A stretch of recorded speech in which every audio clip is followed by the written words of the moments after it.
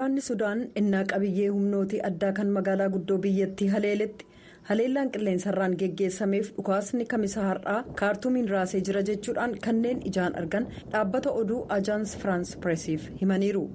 Walitti bu'iinsi kun barii har'aa ka jalqabe ta'uu jiraattonni hedduun gabaasanii haleellaa guddaa waraanni kun ji'oota muraasa booda kutaalee magaalaa guddoo humnoota RSF jedhaman kan mormituu isaan to'ataman deebisee qabachuuf geggeesse fakkaata. Kun kan dhaga'ame ennaa Sudaan gumii waliigalaa ka tokkummaa mootummootaa torban kana niiwuorkitti geggeeffamu irratti ajandaa olaanaa ta'etti. Marii kana ciratti barreessaa dureen tokkummaa mootummootaa Antooniyoo Guutaresh hoogganaa raayyaa waraanaa Sudaan Abdul Fattaa Al-Burhaanitti waa'ee walitti bu'iinsa Sudaan keessatti hammaataa dhufuu ilaalchisee yaaddoo qaban ibsanitti ta'uu tokkummaa mootummootaa roobii kaleessaa ibsee jira. Humnoonni waraanaa Sudaan kaartuum keessaa milishaa finciltootaa irratti lola cimaa geggeessaa turan jechuudhaan maddi waraanaa Sudaan RSF AFP'tti himee jira. Maddi miidiyaaleetti dubbachuuf ayyama waan hin qabaanneef maqaan isaa akka hin tuqamne gaafate humnoonni waraanaa riqicha ijoo 3 laga naayil irra qaxxaamuruu isaanii ibseera. Kunis kutaalee magaalaa guddoo raayyaan ittisa biyyaa to'ate kan RSF jala jiru kan adda baasuudha. Eebila bara 2023 erga waraanni humnoota waraanaa Sudaan kan Burhaaniif ittaanaa isaanii duraanii ajajaa RSF Mohammed Hamdaan Dagaaloo gidduutti ka'e kaasee waraanni RSF waraana biyyattii hanga kaartuum keessaa ba'utti jechuun hanga danda'amutti geesse. Haleellaa guddaa isa dhumaa guraandhala keessa raawwate hordofuun waraanni Sudaan magaalaa guddoo biyyattii lamaan laga kanarraa xiqqoo fagaateef kutaa kaartuum hanga tokkoof magaalaa guddoo omdurmaan harka caalu deebisee to'ate. Ministiriin dhimma alaa Israa'el wixinee walitti bu'iinsa Libaanoonii dhaabsisuudhaaf dhiyaate hin fudhannu jedhaniiru. Lola Hizboolaa irratti taasifamaa jirus hanga xumuraatti itti fufna jedhani. Oduun kunis kunuutu bal'inaan. Ministiriin dhimma alaa Israa'el Kaats gamtaan Awurooppaa, Ameerikaa, Faransaayif biyyoonni 8 biroon lola guyyoota 21f akka dhaabatu erga gaafatanii sa'aatii muraasa booda hanga injifannoo gonfannuuf jiraattonni gama kaabaa nagaan gara qe'ee isaaniitti deebi'anitti humna keenya hunda dhaabbata shororkeessummaa Hezbollaa irratti qabsaa'uu itti fufnaa jechuudhaan fuula miidiyaa hawaasaa X irratti barreessuun beeksisaniiru. Yeroo muraasa booda immoo waraanni Israa'el magaalaa guddoo Libaanan Beeruut irratti haleellaa hamaa geggeessaa turuusaa beeksise. Sagaleen dho'insaa kan dhaga'ame yoo ta'u naannoo magaalaa guddoo kibbaa wiirtuu Hizbollaa jedhamuun beekamu keessatti aarri samiitti ol ka'aa jiru mul'ateera. Waajjirri muummicha ministeeraa Israa'el ka Benjamin Netanyahu yaada dhukaasa dhaabuu dhihaateef deebii kan hin kennine ta'uusaaf akkasumas waraanni Israa'el humna guutuudhaan akka lola itti fufu qajeelfama kennuu isaanii ibseera. Yaada dhukaasa dhaabuu ilaalchisee roobii galgala ibsa baheen wal dhibdeen Israa'eliif gara hidhattoota Hezbollaa gidduu jiru kan obsa namaa hin kennineef balaa fudhatama hin qabne kan naannoo sanaa bal'aaf hamaa ta'etti fidaa jedhee jira. Muummichi barreessaan tokkummaa mootummoota Antooniyoo Guutaresh qaama maraaf ergaa dabarsaniin sagalee tokkoon ajjeechaaf qabeenyaa mancaasuun haa dhaabatu jedhan. Waashingtan keessaa immoo aangawoonni waraanaa dippiloomaasiif muddama jiru gadxiqqeessuuf ammayyuu yeroon jira jechuudhaan cimsanii dubbatan. Ittaantuu itti gaafatamtuun pireesii Pentaagoon Saabiriinaa Siing akka jedhanitti waraanni Yuunaayitid Isteets Israa'el sochii Libaanan keessatti taasistu kamiifiyyuu deggirsa basaasaas ta'e waraanaa kan hin kennine ta'uu ibsanii furmaata dippiloomaasummaa arguu barbaanna kanas hatattamaan arguu barbaanna jedhan. Lolli kun tilmaama dogoggoraaf tarkaanfii dogoggoraa fudhatamu waliin ta'uudhaan walitti bu'iinsa balaa qabu fiduu akka danda'u aangawoonni Yuunaayitid Isteets yaaddoo qaban ibsaniiru. Pireezidaantiin Yuukireen Volodimiir Zelenskii pireezidaantii Joo Baayidanii fi Kaamelaa Hariisii waliin masaraa Waayit Haawusitti wal arguudhaaf jiru. Riippaabilikaanonni immoo Yuukireen filannoo Yuunaayitid Isteetsi gidduu seenaa jirti jechuudhaan qeeqanii oduun kunis kunuutu bal'inaan. Pireezidaantiin Yuunaayitid Isteets Joo Baayiden kamisa har'aa pireezidaantii Yuukireen Volodimiir Zelenskii Waayit Haawusitti simachuun keessummeessanii jiru.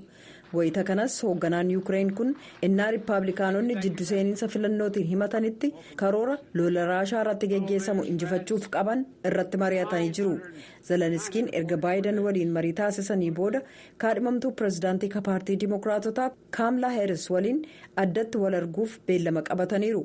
haa ta'u malee kan guyyoota dhiyoo asitti yuunaayitid isteets nama waraana dhaabuuf waliigalteerra ga'uu dideef doolaara biliyoonaan lakkaa'amu kennuu itti fuftee jirti jechuudhaan qeeqa isaanii itti fufan kaadhimamaa pirezidaantii paartii riippaabilikaanotaa pirezidaantii duraanii doonaald tiraamp waliin wal arguuf karoora qabaachuun isaanii hin beekamin jira. gama biraatiin immoo riippaabilikaanonni miseensota koongiresii hoogganaan yuukireen kun wixata darbe warshaa rasaasa pensilvaaniyaa kutaa falmisiisaa filannoo pirezidaantummaa yuunaayitid isteets kabaatii sadaasaaf dorgommii ho'aan keessatti taasifame daawwachuu isaanii ilaalchise yuunaayitid isteetsitti ambaasaaddara isaanii oksaanaa markaroovaa hojiirraa akka ari'an gaafatan afyaa'in mana maree riippaabilikaantichi maayik joonsan xalayaa zeleniskiif erganiin warshaa yuukireeniif meeshaa waraanaa tolchu daawwachuun duula paartii diimokiraatotaa gargaaruuf qophaa'e ta'uu dubbatanii kunis jiddu seeninsa filannoo waliin kan walgituu jedhan. deeggarsi raashaan lola yuukireen irratti geggeessitu xumuruuf taasifamu ka paartilee lamaaniiti garuu innaa kaadhimamaan pirezidaantummaa ka paartii riippaabilikaanotaa aangawoota mootummaa keessaniin miidiyaa irratti fuulleffatame hariiroon keenya qormaata keessa seenee jedhan joonsan roobii kaleessaa tiraamp waraanni raashaa fi yuukireen kan guraandhala bara 2022 geggeessamu dheerachuusaaf baayidaniif heerisiin himatan. Immoo gara gabaasaalee keenya birootti ceenaa hundeeffama godina boorana bahaa hordofee mormii gooroo doolaatti ka'ee tureen kan waggoottan darban guutummaatti addaan citee ture baruunii fi barsiisuun barana jalqabamuu isaa jiraattonnii fi aanga'oonni himanii jiru. Manneen barnootaa kun jaarsummaa abbootii gadaatiin akka jalqabaman kan himame yommuu ta'u rakkina nageenyaa kan ka'e manneen barnootaa 49 guutummaatti manca'uu isaanii waajjirri barnootaa aanaa gooroo doolaa beeksisee jira. Dhimma kana irratti galmoo daawwitii gabaasa qopheesse qaba waliin haa caqasu. Waajjiraalee mootummaa fi kaanduqa adda citee kan ture hojiin baruu fi barsiisuu aanaa gooroo doolaa waggaa tokkoof cufamee erga tureen booda jalqaba fulbaana bara 2017 kanaa kaasee manneen barnootaa saaqamuun himamee jira. Obbo Bakkalcha Bariisoo jiraata aanaa gooroo doolaa akkasumas abbaa ijoollee lamaa ta'uu dubbatan. Bara 2016 guutumattuu iyyuu hin baratamne bara 2017 kana ammoo uummati dhalooti kun miidhamee. Maqaa kamaa godina keenyaa saniin deebi'ee akka barataa hawaasi wal maratee ture hawaasi gooroo doolaa keessa qubate jechuudha. Wal maratanii mana barumsaa kun haasaa qabuutii kallattii jedhu kaa'atanii akka mana barumsaa banamu kallattii kaa'amee ture. Haa ta'u ammoo manneen barnootaa baadiyyaa keessatti argaman baay'ee isaanii sababa rakkoo nageenyaatiin meeshaaleen baruu barsiisuu waan akka gabatee waan akka teessoo hedduu isaanii caccabanii badaniiru. Barattooti dhufanillee addeera ta'anii baratan gahaallee kan argatanii mootii haa ta'u akka bara duraa saniin guutumaa guutuutti namni dhabamee hin jiru xiqqaattuuti wama galmaa'ee jira. Obbo Bakkalchi dabalataan ijoolleen isaanii lameen ammaan kana barnootaaf galmaa'uu isaanii himu. Keessattuu manneen barnoota gara gammoojjiitti argaman mana barumsaa akka Saraansarii, Gaddaa, Jiddoola manneen barnoota akkanaa kun. Amma maqaa fi jiran malee barataa dhufee waa irra ta'ee baratu hin qaba jedhee yaadu baay'ee miidhameera. Barsiisaan aanaa gooroo doolaa kan maqaan isaanii sababa rakkoo nageenyaa naannoo jira jedhan akka hin heeramne gaafatan mana barnootaa barsiisanitti ammaan kana hojiin baruu fi barsiisuu aansuu eeranii jiru. Torbaan kana mana barumsaa hundarratti galmeen jalqabee ture naannoo aanaa akka jiru ammoo mana barumsaa galmeellee haalaan galmaa jirti hojiin baruu barsiisuu illee galee jira. Baadiyyaa keessa waggaa tokko mana barumsaarraa barattoota illee hawaasni lafa gaasee waan tureef mana barumsaa tokko qorqoorroolee irraa ka'ee jira, caccabee jira, dallaan isaa, teessoon isaa, wanti isaa hudiin hundaa dhaabii manaa hundinuu jijjigee jira. Sababa saniif naannoo sanatti hojiin baruu barsiisuu gammaa jalqabee jiru. Galmeen tokko akkasii jira malee barsiisuun jalqabee jiru. Naannoo magaalaa immoo galmeen haalaan jira. Baruu barsiisuullee ammatti xiqqaattu torbii kana keessa jalqabeera.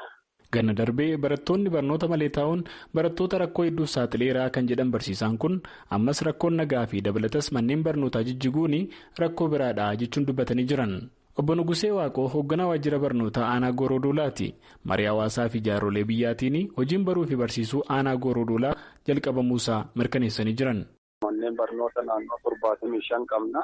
Aanaa Gooroodolaa gara naannoo mana barumsaa 67 ta'u keessatti baruu barsiisuullee eegaleera. Muraasni rakkoo nageenyaati, rakkoo mancaatii qabeenya manneen barnoota keessa tureetiin haga ammaa hadoo baruu barsiisuu eegaliin manneen barnoota haga 7 jiru. Kana ala kun baruu barsiisuu eegaleera.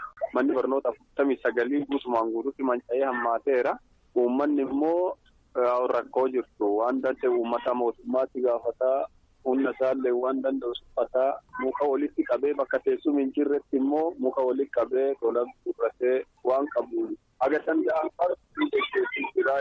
mootummaalee gaafachaa irraa qaamota adda addaa iyyannoo dhiyeeffataa jirra waan danda'amu suphataa haga danda'amutti hunduma qaban sani addee qaban muka jalallee taatee mooruma san dalluma san keessa barataa jira. Gama biraatiin rakkoo nagaa aanicha keessatti mul'ataa jedhame irraa kan ka'es manneen barnootaa cufamanii jiran jiraachuullee obbo Nuguseen ni dubbatu.